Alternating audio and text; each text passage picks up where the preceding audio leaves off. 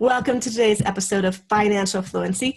Today, for the first time ever, I'm having a past guest back again because she's written a new book. Oh my gosh. So we're going to call this another book club episode. I recently did one with Amy Burks because she had just written her book. And your first episode with me was basically about your book, though we were also talking about the red flags for financial abuse in domestic abuse situations. Mm-hmm. So let me quick say both the names of your books so that people will put them in the links and people will know what they are. So the first book was The House on Sunset, which I read and reviewed and love and have given to lots of people and have told lots of people to read. I actually think that everyone should read it, whether or not they've personally been in a domestic violence situation, because even if you haven't, someone you know is or has been. You may not know it right now, but I think statistically, there are people in your life who have been there. And this book really helps you understand what people go through, why it's hard to leave, why people don't just up and leave immediately, because there's this whole sequence of events that leads to that point. So if you haven't read that book yet, you should definitely go and get it. And today, the new book is called The 2-Week Wait, right? The 2-Week Wait Challenge, yes. The 2-Week Wait Challenge. Okay, yes. I'm going to let you go ahead and introduce the 2-Week Wait Challenge, and then we're going to talk about all kinds of things around this. Okay, so two things. I'm really excited that I'm coming back on, so thank you for having me. I didn't know I was going to be the first one to be like on a second round of your show, so that's exciting. Yeah, first so I'm all like, ooh, flustered by that. But anyway, so with that, the 2-Week Wait Challenge with the subtitle A Sassy Girl's Guide to Surviving the 2-Week Wait is ultimately sort of it's a guidebook on how to navigate the 2 weeks. So for people that are not in the infertility world and don't know the jargon, the 2-week wait is the time between when you can actually conceive and when you could test to see that you are pregnant. So people that are going through infertility treatments or even just, timed intercourse at home, they know those 2 weeks. And so it's a challenge. You basically uproot your life and you live it as if you're pregnant, knowing that you may or may not be. And so it's a very stressful time for people. Mm-hmm. What I have found is that going back to my previous, trauma, if you will, which was domestic violence and overcoming that, the amount of self-care that I use on a daily basis, just to sort of get through the day and make sure that I'm not re-triggered. My trauma isn't something that's, taking me over. When I started having to go through these infertility, this infertility journey, what happened is I realized I was using it so much more. And so the 2-Week Wait Challenge became sort of a self-care challenge to do something that's typically a very short amount of time, 15 minutes, like a 15-minute activity for yourself each day through those 2 weeks so that you don't lose your mind while you're trying to procreate. Mm-hmm. So that's exactly what the book is it's just a guide, a day-to-day, step by step. This is why self-care is important. This is how you can use it. It's not expensive. It doesn't have to be anything where, you're doing a crazy amount for yourself that you wouldn't normally do. And just to sort of feel good about yourself at a time where you probably don't. It gets pretty stressful. Yeah. Well, I think it's really interesting too, because you are the intersection of two relatively large groups of people. One is domestic violence survivors, and then another is people dealing with infertility. And there are a certain number of people statistically who are going to be in the exact same place you are, where it crosses over. And while I haven't gone through infertility treatment myself, I have gone through pregnancy and birth and all of the appointments leading up to it and all of the tests you do before when you're trying to conceive. And a lot of those can be a little invasive. And I know personally, as someone who has dealt with sexual violence and sexual abuse in my life, I did have some problems with some of the invasiveness of everything. I had high-risk pregnancies, so I did have the internal sonograms, which is basically sticking something big up inside of you to do this sonogram. My boyfriend, the wand. yeah, the wand. You get the wand. Yeah. And there are times when being in this kind of clinical situation, a little strapped down, a little like extremely vulnerable, when it can be hard. So I wanted to talk about some of that because emotionally, I feel that I'm sure people going through infertility treatments also do, and also the issues, just the emotional issues of having been abused and struggling to conceive. I think that is a big thing for a lot of people. But then also the financial issues around IVF. I know a lot of friends who have waited to conceive. I mean, I waited until I was 30 to try. And I know a lot of my friends have ended up waiting maybe even a decade longer for different reasons, right. Finding the right partner or careers or, just there's so many different things going on in our lives that choosing the time to conceive can be difficult. And then being really surprised once they struggled. Not as easy as we think it's going to be. Right. And just how expensive all of these options are. So, so where do you want to start? Oh my goodness. That's so much. I'm comfortable starting wherever you want. I think, when you mentioned the intersection, I think it's really interesting because one of the things that I'm learning in my own journey, I sort of live out loud, and that was part of healing from abuse, is learning that, taking back my voice was something that was really important. And so as I've been progressing and getting, when we finally got to the point where we realized we needed these infertility treatments, regardless of whether or not that was just taking one pill at home and, keeping track of your cycle, or then moving on to more things that are, pretty invasive and hands-on. I didn't realize how triggered I would be by a lot of that. And so, when people think, well, how does that even connect? Trauma is trauma. And the amount of stress that you face when you go through infertility, through the research that I've done, they say that women who are given an infertility diagnosis, whether or not it's them personally or it's male factor infertility, but knowing that they're going to have to go through infertility treatments, that is as stressful as getting a cancer or an HIV diagnosis. So the level of stress that you feel immediately getting that is the same. And that was shocking to me. That was a huge moment where I was like, surely this can't be accurate. Having gone through it for the last year and a half, I can say that comparing it to abuse and comparing the stress that I felt with abuse to infertility, there are differences, but the level is the same. And it's interesting because while cancer, you think this is a life or death diagnosis, infertility, it is also, there's not the death factor, but it's being unable to create life in the way that you feel as a woman you're entitled to or destined to or supposed to. Right. That's a huge shift in how you think about yourself. And also, especially for those of us who spent decades, well, it depends on how old you are when you try to conceive, but potentially spent decades trying to not get pregnant, then to suddenly be like, wait a minute, you mean all this time, like all of this stuff that I've done, all of these chemicals I potentially put in my body, or, stressful times when you thought maybe something had gone wrong and you might need the morning after pill, those moments being like, wow, my life could be completely altered by an unplanned pregnancy. Realizing that stress maybe needn't have been there all those years is frustrating too. Yeah. I think, I have a lot of friends that will say, that do know what their diagnosis is. Ours is male factor. So, that's a completely different dynamic. That's very interesting when it comes into marriage. And especially when you get to IVF and you think about the fact that, like, regardless of who has the problem, I still have to go through all of the treatments. I still have to take all of the medicine, even though the problem is really, with my husband.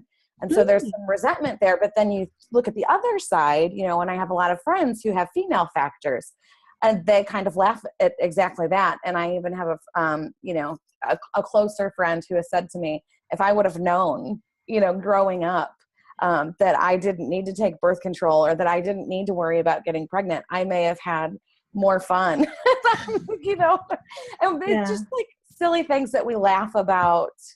But it does give you that perspective of like all of these things that you're setting yourself up for.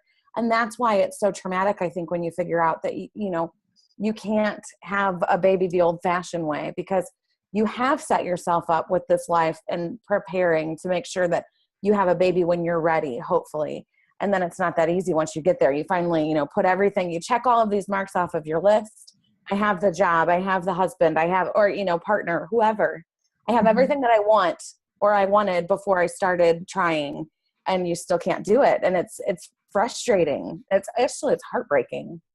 So I actually did not know that in cases of male factor infertility, the female would still have to do all kinds of treatments. What treatments are you having to do? Do you mind if I ask? I'm just curious. I still have to do all of the IVF medicine. So there are two different ways. You're fertile. Even though I'm fertile, yes, because the problem is his semen can't reach my egg, and so they have to take my egg out, right? So you're doing the flush. Wow. Okay. Yeah. So like they can do, so we tried IUI beforehand, which is one step down from IVF. That's intrauterine insemination. Okay. And essentially like old school way they talk about that is like the turkey baster method. Okay. So you get dilated and squirted. Yes. Straight But up. they'll put you on the medicine to make sure that they need to time your ovulation with your procedure. So you still have to take the medicine so that they can change your cycle, right? So we know a little about this from on our ranch when we did artificial insemination for some of our cows by buying very expensive bull semen that we couldn't afford to bring the bull. So we would utilize them, is what we called it, and get them all on the same cycle so that we could go from one to another with the frozen little pipettes of semen. Yeah, which is exactly what, I mean, it's the same. You know, people that are going through it don't really like to be compared to animals, but it is. We're mammals, Yeah. I mean, it's the same process. So that's exactly what it is. So that's where they start. I apologize for comparing you to Margaret. I didn't. I'm laughing, and I think, you know, I totally get it. Like, but just for other people that may be sensitive, like, I'm laughing because it's a coping mechanism. What do we say horses? They do it with horses too, and it's mainly when you can't have the animals in the same place at the same time. They do it, right, and they do it with, you know, any animal that needs, for the same reason, pretty much, or mammal, exactly. That's how it works. So they do the same thing for humans. Okay. The woman has to be on medicine to make sure that she's ovulating at the right time. So it's the same with, you know, when you get past that stage, typically IUI works about 20% of the time, right? So they tell you, depending on the doctor, some doctors will say you can do it 3 times. And then if after your 3rd round doesn't work, you need to move on to IVF. Okay. My doctor wanted to go for 5 rounds. One of the things that, you know, after my 2nd round, and they looked at the quality of this, you know, the specimen that we were going to use, they said, we can do this again, but you may want to, you know, move on to IVF based on where we are with this one, and past analysis, we're a little bit better. We're not sure if it's going to be, you know, worth it for you to spend the money when you're going to have to go to IVF anyway. So we're just putting that to where you can sort of make that decision. So since we hit on the money, can we just talk about, as you're going through this process, what were the financial stages going on? Like, how much did all of this cost? Do you mind? So, no, not at all. And everybody, I think, especially in the United States, is going to find that this is going to be different for them, because different states have mandated coverage and some don't. So Missouri, where I live, nothing is mandated coverage. And then, so there are some people that have coverage just because they have really good insurance. The insurance that my husband and I have through his place of employment, they don't cover anything. So I'm paying for every single thing out of pocket. So basically I can give you the worst case scenario. Okay. You know what I mean? Because it's like, realistically, that's ultimately what we're looking at. Whereas some people have some coverage for medicine, and some people have some coverage for procedures, but not medicine. And so I can kind of tell you what all of that costs out of pocket. So, you know, if you're starting at a basic level of just, maybe they're putting a woman on medicine, just sort of like a Clomid, to help her ovulate, that's like $99 a month. Okay. You know, with no coverage. That's what I spent, is $100 a month for this medicine. Keep in mind, you're taking it for 3 days, or 3 to 5 days, depending on what they want you to do. So 3 to 5 pills, you know, and you're like $100 a month. So that's kind of what that looks like. The next stage would be, you know, the IUI, and that is, you're on that medicine, but you also have to do a trigger shot. And then the procedure also costs additional money. And I had to go in for 4 appointments with our friend, the wand, to see, you know, to measure and see where my, follicles, the size of my follicles, and, you know, determine when we could actually do the procedure. So 4 appointments out of pocket, because those are fertility related, so they won't cover any of that. Okay. And then the medicine and the trigger shot, I think between that and then the actual appointment, we spent about $1,000 each time. Okay. And that's pretty common with what I've seen people spending in our area, the Midwest in general, if you don't have insurance. Each place is a little bit different. The procedure can cost a little bit more, a little bit less. They say to kind of anticipate the actual procedure being somewhere between $250 and $500, but everything else around that adds in, and you're looking at something probably closer to $1,000 a pop. Okay. And some people, that's enough, but if it's not, and you have to go on to IVF, now what are the costs? IVF is outrageous. Okay. There are, and I say it's outrageous, there are really low cost options for IVF, but what you're looking at are different versions of what they now do with all of the technology. So like the big IVF, right? The one that they recommend everybody do at this point is sort of more technologically advanced. They've sort of streamlined some things that were working and the other things that weren't working. They also have things called mini IVF, where if it is just male factor, they'll give you less hormones so that you're producing less eggs. And there are pros and cons to that sort of thing. One of the big pros is that, well, it costs less. That's why a lot of people choose that. What you're looking at is, the risk of not producing much of anything and then having to do it multiple times. So if you're worried about that for any reason, then the other IVF makes sense.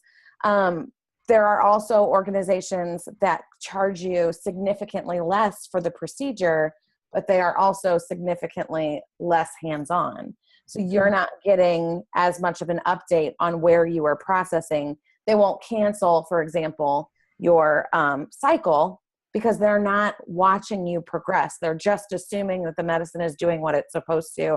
You go in for the procedure and you're paying for it regardless of whether or not anything really truly worked. Does that make sense? I think so. So what needs to work is you need to produce multiple eggs. Yes. And they harvest them from your body. Yes. Right? And the actual conception happens outside of your body. Is that right? Yes, that's correct. Yeah. And then they grow some mini embryos. Uh-huh. And then for 3 to 5 days, they let them grow outside of the body or before freezing them, because there's a lot of options with IVF. So if you want to do a fresh cycle is what they call it. That means that you take the embryos that are growing and you put them directly back in at 3 days after they've been fertilized or 5 days after they've been fertilized. And they wait those few days to make sure everything's happening. To make sure that they're growing, yes. Okay. And a lot of times now, the standard is they want them to grow to 5 days. Okay. Because at 3 days, even if they make it to 3 days, between day 3 and 5, a lot of those will fall off and just stop growing. And so some people will put those back in their body, which prolongs the fact that they continue growing, but they will not grow for very long. So they're inevitably going to miscarry some of those. That is a new sort of finding. A lot of doctors still do 3 days, but many are moving towards 5 days. So if they make it to 5 days, the theory is that, they've made it through kind of that tough part, and they'll be the healthier embryos that you can then put back in. Some people with genetic, maybe some people that can't procreate on their own, it's because of some sort of genetic mutation in their own genes. And they want to know if they're, a carrier of that, because if you are, sometimes that means that those embryos will miscarry anyway. Mm-hmm. And so they now have genetic testing that you can do at day 5, where they look to see if chromosomally everything is there to prevent miscarriage. Did you go through genetic testing in the course of the IVF to find out if either of you carry anything? And yes. Okay, that's interesting too. So we did, they want to do blood work. Like, you go through a lot of testing when you go from like an IUI to IVF. And they do test you to see if you're a carrier for anything genetic like that. Mm-hmm. You can then also genetically test the embryos. So we did both. And what's interesting is, I said, you want to get as many embryos as you can, right? When I did my egg retrieval, we had 24 eggs retrieved, which is a lot. Yeah, that's a lot. That's especially even for somebody my age. They will say, I'm 33, 35, they start to drop in half a lot. But at 33, most people aren't retrieving as many eggs as I did. So I was fortunate in that way. Out of those 24, only 19 were big enough, they were mature enough to actually be fertilized. So the rest of them they weren't going to make it. So that drops you, down to 19 right away. And then from there, they have to fertilize them. Well, not all of them will fertilize correctly.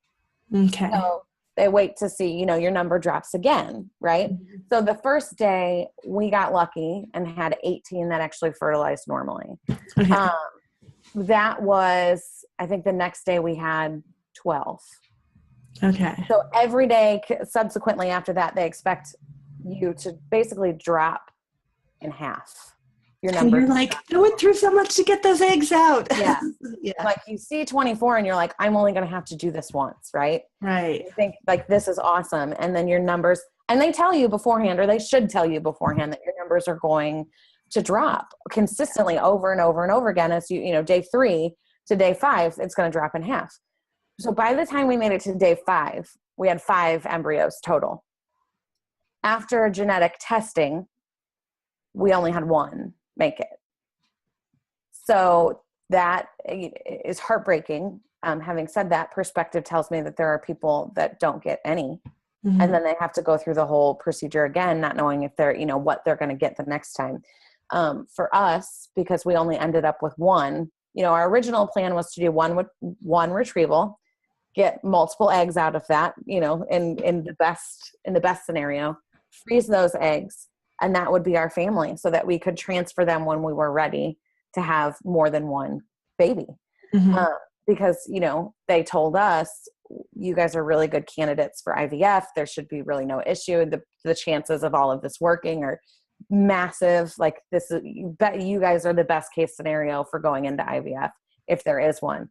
And, the thing that I have learned, and that they will tell you, is that best case scenario doesn't necessarily mean much, because you don't know what your body is going to do. Mm-hmm. So plan for the best, but know that unexpected things are going to happen. My body started to resist the medicine. So really, I started my entire cycle with 27 follicles that could have produced.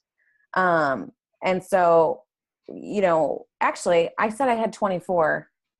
That was not true. I had 19 come out, 18 fertilized. The 24 was where we thought we were going to get. Okay. Yeah. So we started with 27. I went in 9 days later after I started my meds, and they were like, you have 11. So I was resisting medicine. They, So is this after the retrieval, when you tried to go again? This was during the retrieval. I backed up a little bit. Okay. So, your body starts to do these things. You can't really control what your body's going to do. And you can be the healthiest, and people that have had, natural born babies the old fashioned way, if you put them on IVF meds, their body is not going to respond to it the way that you sort of plan for. So this whole process is really, there's disappointment, there's heartbreak, and there's frustration, especially when you're throwing the kind of money that you are at it, because a lot of people assume that it's so expensive because it definitely works.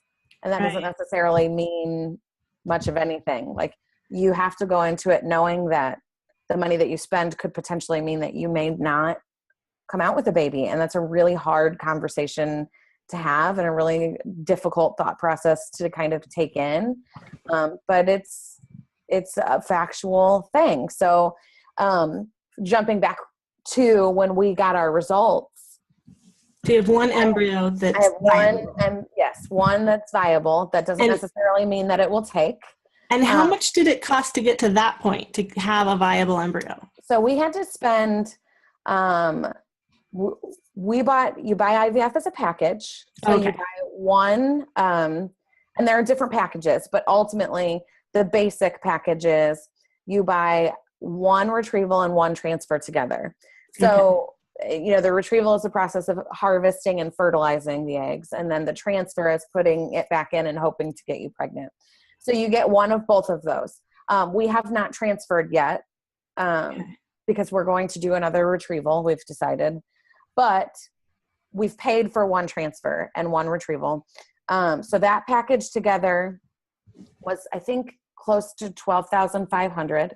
Okay. It did not include the medicine. Okay. So $99 a month.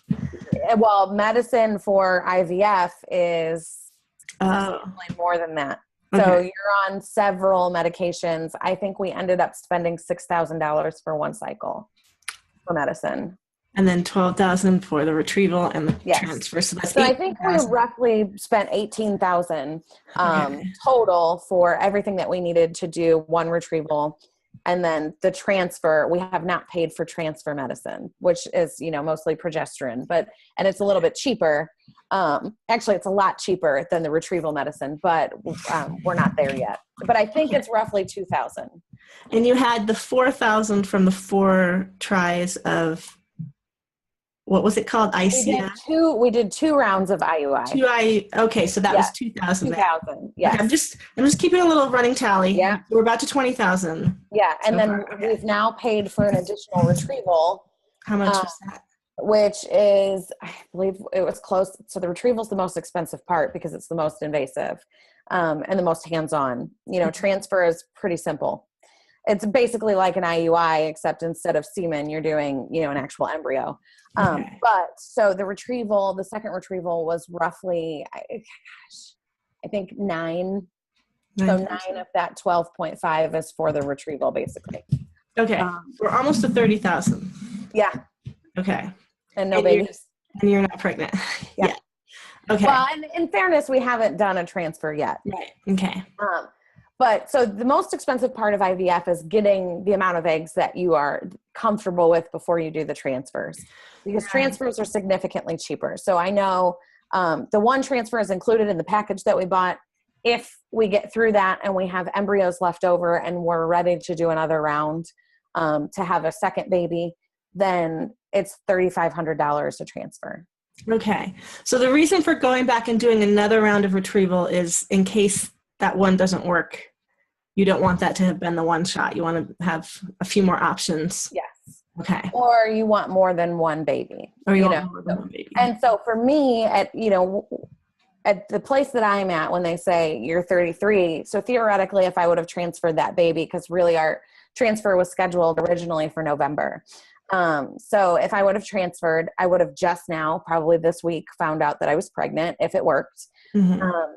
And then I would have had that baby in the fall of next year. Mm-hmm. So I would have been 34 and like 2 months away from turning 35. Well, you're not going to do another round of IVF right after you just had a baby if you want to breastfeed, or if you just want your body to be able to heal from everything that it's just gone through. Yeah. So I would have been not way beyond, but, closer to 36 by the time I realistically could have done another egg retrieval. And since I know that I have quite a few left right now, and I know that at 35, the chances of that going down are significant, it seems to make more sense to get the hard part out of the way now than it would to go back to it. Mm-hmm. That totally makes sense. Yeah. So can I bring up another thing that I'm sure comes up in these conversations a lot, and something which my husband and I have talked about, because as you probably know, we've had kids with special needs, and that autism tends to have a strong genetic factor, which we can see in my family. I have an uncle on each side who may have been diagnosed with autism had they been diagnosing it back then. Mm-hmm. We can see a lot in my family that could potentially be the cause of that. And so we had talked about if we someday wanted another child, adopting. Have you, I assume through all of the counseling that they do with all this, have you guys talked about that, thought about that? Is that a possible future? It's a possible future. I think, we will be parents. We will be parents. Okay. I think the idea was, in the best world for us, it got really dark in my room. The sun, natural lights, anyway, in the best world for us, I think he really wanted to be a biological parent, but I, having been I'm a former high school English teacher. I love kids. So, biologically, yes, I would love to be able to carry a baby. I think that is something that I have always just kind of assumed that I wanted to do. Mm-hmm. Adoption is not off the table, but what's interesting about adoption is that, when the further we've gotten into looking at financial cost of all of our options, adoption is just as expensive. Yeah. If you're looking at, if you're adopting a baby, from a mother who just had that baby, you're looking at $20,000 to $40,000 anyway.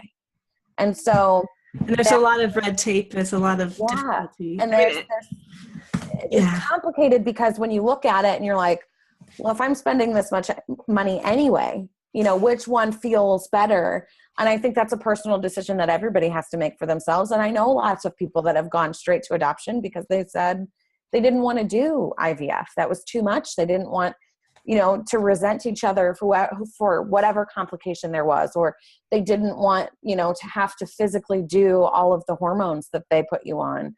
And those, I totally respect that decision. For us, we felt pulled to try it. We got in and did this one retrieval. It didn't go the way that we expected it to. And I grappled with for a couple of weeks, do I really want to do this again? Or do I want to just transfer that baby, see what happens, and then move on from there? And, everybody's going to come to a different place, especially with the financial strain. It's really easy to drop out. If there had been more than one viable embryo, would you have implanted more than one now? Yes. Yes. Because that's another thing I've wondered about, because some friends, obviously we've heard stories of people having, massive families in the midst of this, but, most of my friends who have had successful IVF, at least two of them have twins, and that was, I think part of it was, okay, this may be our one shot. That's now. Yeah. I think, for us, again, when we were looking at, do I want to pay for an additional transfer? And also, the older you get, the more they will encourage you to implant more than one, because if you're younger, your body is naturally probably going to accept that embryo a little bit more. But now, again, if you go back to that PGS testing that I was talking about, the genetic screening, if you have viable, they come back and they're healthy, they really tell you only need to do one. It doesn't mean that it's going to work, but the chances of it working are significantly higher.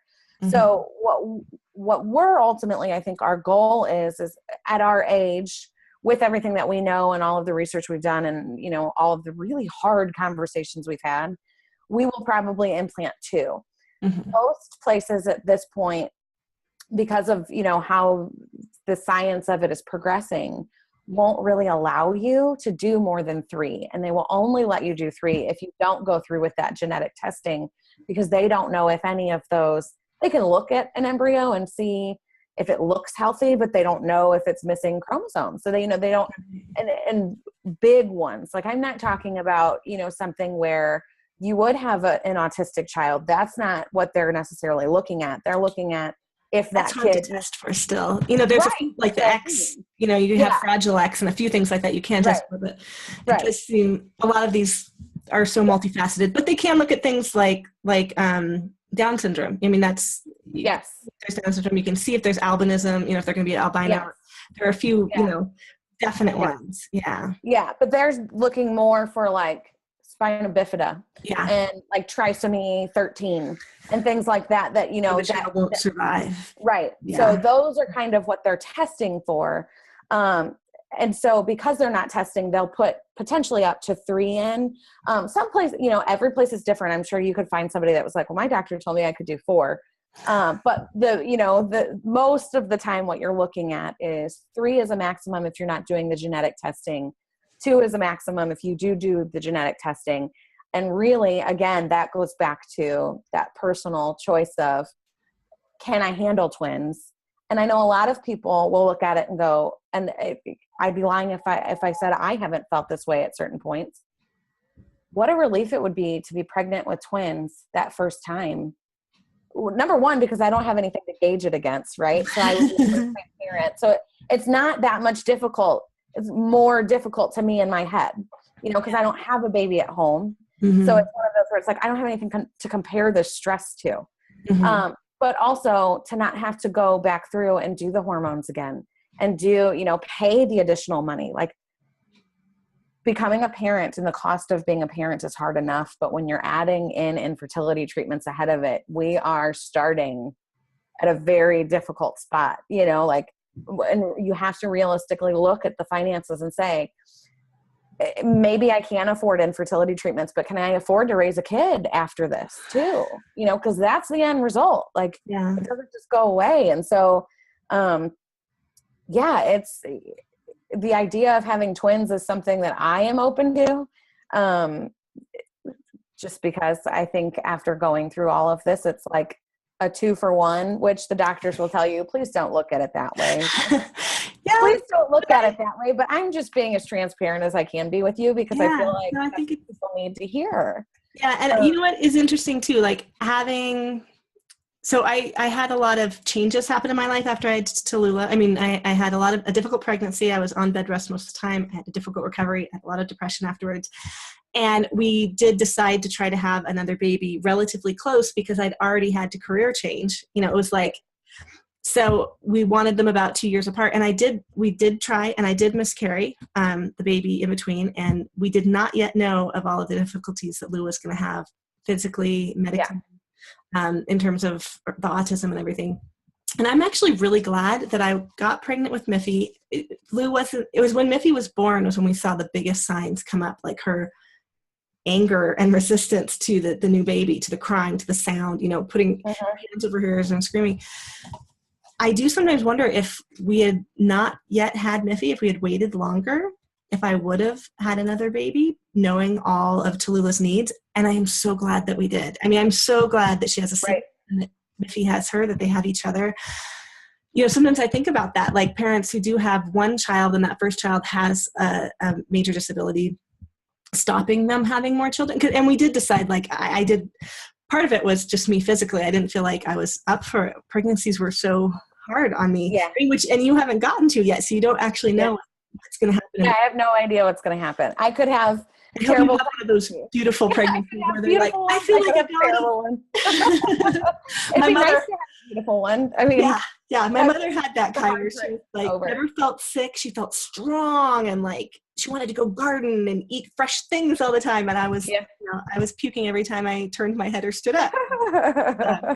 There's all the range in between too. But you know, it is so interesting. Like I think if I had twins, I probably would have been like, whew, that's that, you know, if Tallulah had been twins, you know, but even just having the second one within a short period of time, you know, there were two years and 1, 2, 3, 4, like 5 months apart. Yeah. We had the miscarriage, waited. Well, the funny thing was we were going to wait a while, but we waited a month to even have one option. And Miffy was that one option that we tried, and the next month I was pregnant. So, I mean, and not to brag about that, I'm not bragging at all. No. Think that I would get pregnant then. I thought we would have more time for me to recover, because even though the miscarriage was relatively early in that pregnancy, my body still felt it. I mean, I feel like there really is a physical kind of depression after, you know, you ramp your hormones up and then to have a sudden drop. I mean, I was surprised, because I was like, well, it's not like I was attached to a name. I hadn't named, we didn't have a sex, we, you know, all of those things, but I still felt a huge, like, come down.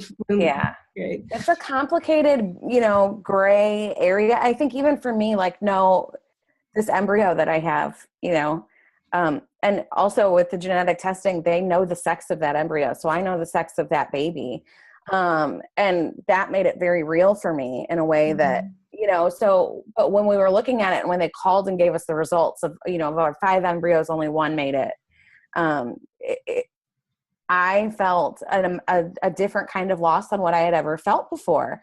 And I think, you know, and immediately, because the plan was, I didn't want to know the sexes, because I felt like that would make it easier for me to sort of navigate. And also I didn't want to get, like, I wanted to have, with infertility treatments, you lose all of the, like, majesty that if people have built around pregnancy, right? Like, my pregnancy announcement is not going to be shocking to many people, because they know when I'm going to go in to have this procedure, right? So you don't get that. You don't get to surprise your husband and say, I'm pregnant. You know, you don't get to surprise your family a lot of times. Like, it's a relief more than it is a celebration.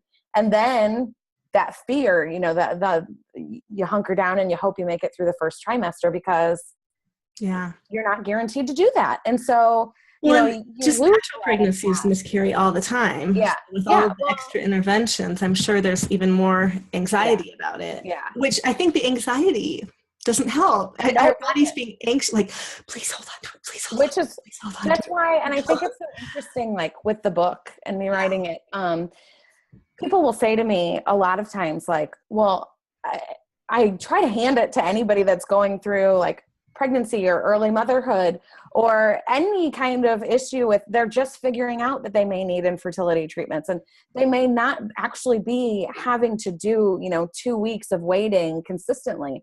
Mm-hmm. And I tell them, like, just self-care is so important. Like, I don't care where you are. I don't care what your diagnosis is or what you're dealing with.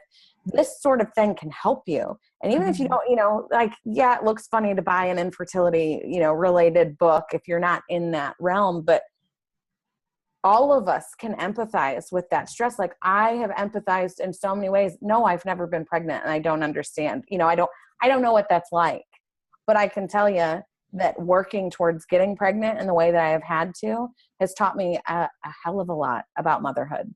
Mm-hmm. And I already feel like I'm mothering that embryo. I'm making choices for that embryo. I'm making choices for myself to set myself up to be a parent. And it's not the same. And a lot of people, yes, you can look at it and say, okay, it's not the same. But you know what? When we're trying to like connect and empathize with one another, why do we need to compare it in that way? Yeah. Loss is loss. Like, when you're talking about miscarriage, I don't care if it's 3 weeks in or, yes, the absolute devastation is going to be different, but when I lost those 4. Well, and your body has made the ramp up. I mean, right. You've been doing all of these hormonal things. I mean, I actually feel like, I don't know. I mean, I can't pretend that I know all about hormones, but I've noticed my body changing 20s, 30s, and I'm 40 now. Yeah. And I did have high risk pregnancies, even though I was just getting on the cusp of that 35 there with my second one. But I feel like hormones, we ignore them most of the time because it's just like, oh, we have a monthly cycle. Oh, we have this, oh, we have that. Yeah. I actually eventually went on the Mirena, not as a attempt to control my fertility, but because my periods had become so difficult as I headed towards 40. Like the last 5 years after having babies, everything changed for me. Like I was incapacitated for a few days a month. And I was like, I'm losing a few days of my life per month to pain and confusion and foggy thinking and just feeling like my hormones are overwhelming my whole body. Oh, I have a dog coming in. That's okay. Huckleberry's under me. Okay, I thought it was a child. I was recording episodes for all this stuff before this, and a child came in to have a little chat with me partway through. So I think we sometimes underestimate in the day-to-day how much our hormones affect so much of what goes on in our bodies. So, I mean, you, with the expectation of having 4 or 5 real embryos to make a family out of. I mean, I think both emotionally and hormonally, you have gone through a lot of what, I mean, a lot of times women who get pregnant throughout our lives have miscarriages we never even know it. We may have had an egg get fertilized and it just got reabsorbed, It's all the time. Okay. Oh, she's scratching now. You can hear her collar shaking. That's okay. Yeah, it's part of life. This is what happens when we record. Instead of in studios, we record in our houses. So well, that's why I'm like, the lighting in here is terrible right now. I keep looking at myself. Sorry about that. I'm facing the window. Is the window behind you? It's behind you. The window. It's right here. It's right here. Okay. But like, if I turn in that direction, I don't have anything to put my computer on. Oh, okay. Yeah, that's a problem. Yeah. Well, you know what? We are almost coming up to an hour here. I usually do half-hour episodes except for the book episodes because I feel like when we're talking about a book, it's more like book club. And my book club, we talk at least an hour about the book.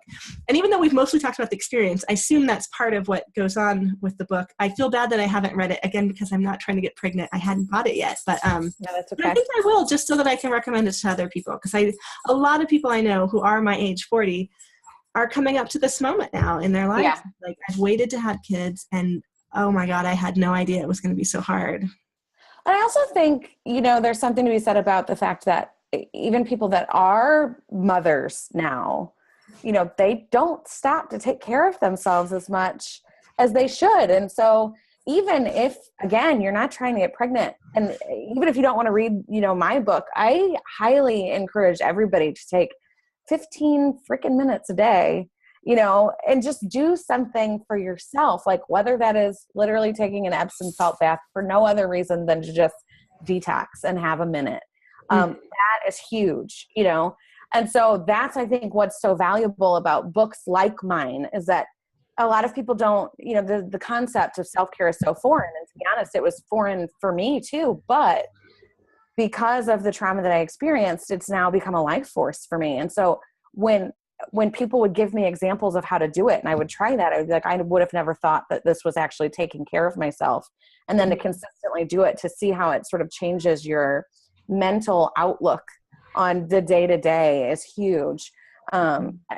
Any woman at any stage, I think, needs to learn that taking care of themselves first is going to make everyone else happier. I think so many people think the goal of being a woman is like nurturing other people, and this is what we want to do and take care of everyone else, and then we neglect ourselves at every stage. And by not doing that, you're actually better serving yourself and everyone. So can I tell you a quick funny story about the first time I heard the term self-love? I think we've had this conversation. I think I know where it's going, but please share it anyway. So I was listening to Danielle Laporte's, the audio version of the Firestarter sessions. Have you heard her? You've heard her voice, haven't you? So even if you haven't done the audiobook, so she has this very sensual, husky, kind of tongue in your ear kind of voice. And I do like listening to her. But this was several years ago, so it was before I really had encountered a whole lot of like self-development, self-care, self-love type of stuff. And she got to this point and she was talking about self-love. And I immediately thought she was talking about masturbation. Because I was like, oh, this is a bit of a turn. All of it, we're doing this starter, like starting revolutions, doing projects, doing things. I mean, I was reading it kind of as more of a like productivity, how to start big things in life. Right. So then so the next several sentences after that phrase was uttered, I thought she was talking about masturbating, and which obviously can be part of self-care, but it was a shock to me. And I told someone that the other day. I think it was Lisa Carpenter on my All the Stuff podcast. We were talking about self-care, and I told this story too because I was like, women who are in a certain mindset and maybe aren't reading some of the same things that she's reading, it's an actual foreign concept. Like the idea of really taking care of yourself and loving yourself, the only interpretation is like, oh, like sexually pleasuring is what she must mean. And she didn't mean that at all. She just meant like really loving and nurturing and caring for yourself. And it was a new concept for me of like, oh, caring, taking as good a care of myself as I would take of a child, or, the whole like thinking of your inner child person and for that person. Right. Yeah. So that's perfect. I think I've heard that.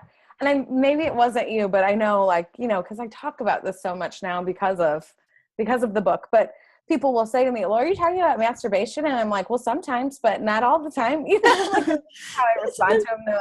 No, really, is that what it means? Having a cup of tea? It means a million things. That's just, but I get it because it's not been that common of a thing that has been talked about. I think over the last couple of years, it's now become sort of trendy. Yeah. Which I have no issue with. I think it's great. But before that, it was like, what do you mean self-care? And even my friends who aren't, really looking into like self-help or, development sort of curriculums anywhere, they still are like, when you say like self-love, like loving yourself, what is that sexual, all of the time? And I'm like, no, it's something else. But it opens up. It's a great way to start that conversation, isn't it? It is. Because that is something that, again, for women, we can totally neglect. I mean, it depends what's going on in your family life and your schedule. And I can hear children on the piano in the background right now because my door's open. But I mean, that can be something that's very neglected too. So it all fits in. It all ties. It does. Yeah. Anyways, if you have enjoyed this conversation, listeners out there, please click the links. We're going to have some links in the show notes to both of Lindsay's books because I think both of them are really, really important for all of us to read for different reasons. And again, even if you aren't going through IVF yourself, probably someone you know is, or it might be worth it just to get all of the self-care tips and follow the challenge. How many days? It's 14 days 14. of doing 15 minutes a day for yourself. I don't know. Is there any masturbation stuff in there? Just check it. There is. Okay. There is. And you know what? Because I can't help thinking, especially in going through that kind of, so much focus on the reproductive area, but as a very utilitarian, It's absolutely, your body is. Yeah, so I can see that. It's not yours anymore, and there's not, it's not pleasure. Like it's right. It's a wreck, is what it is. It's like you have a great sex life, and then, or you don't, but you have a sex life, and then you get to infertility, and you're like, I don't want you to touch me anymore. Right? But that's normal. Being injected and sucked out and all sorts of stuff. So I can see that being an important part to still keep in touch with you and your partner, or even by yourself if you're having a don't touch me kind of day. Yep. Yeah. Yep. Okay.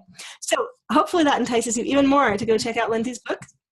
And is it hardback? I mean, is it paper, physical as well as Kindle? Okay. It's physical and Kindle on Amazon. Yeah.